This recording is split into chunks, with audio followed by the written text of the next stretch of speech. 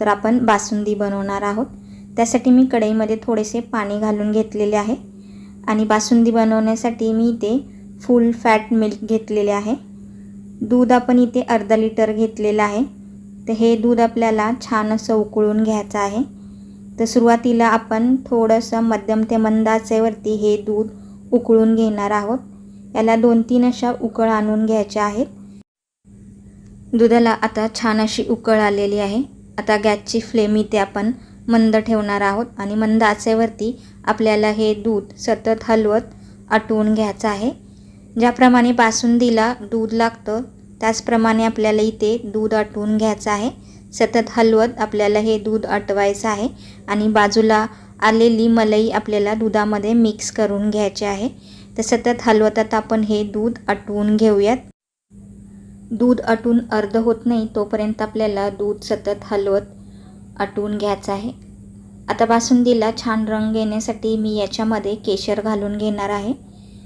यामुळे आपल्या बासुंदीला छान असा रंग येतो।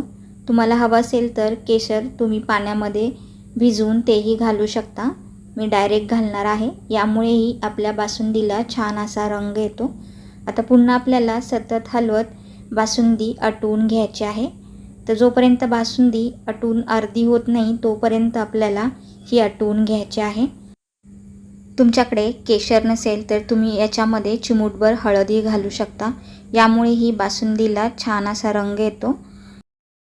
चिमूटभर हळद घातल्यामुळे बासुंदी अजिबात कडवट होत नाही आणि बासुंदीला रंगही छान येतो। दूध आटून अर्ध झालेलं आहे। आता आपण याच्यामध्ये साखर घालून घेऊया। मी इथे मोठे 4 चमचे साखर घेतलेली आहे, ती घालून घ्यायची आहे। गोडाचं प्रमाण इथे तुम्ही तुमच्या आवडीनुसार कमी जास्त करू शकता। मी ते काजू बदाम पिस्ता याची बारीक अशी पावडर करून घेतलेली आहे। 2 चमचे पावडर आपण याच्यामध्ये घालून घेतलेले आहे। यामुळे बासुंदीला दाटसरपणा येतो आणि चवही छान लागते। 1 चमचा वेलची पावडर घातलेली आहे।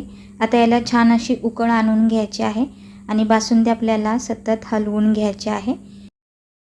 बऱ्यापैकी दूध आटलेलं आहे। बासुंदीला जी कन्सिस्टन्सी हवी असते तशी कन्सिस्टन्सी आपल्याला मिळालेली आहे।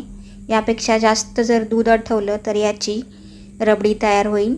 तर यासाठी आपल्याला इथे आता गॅस बंद करायचा आहे।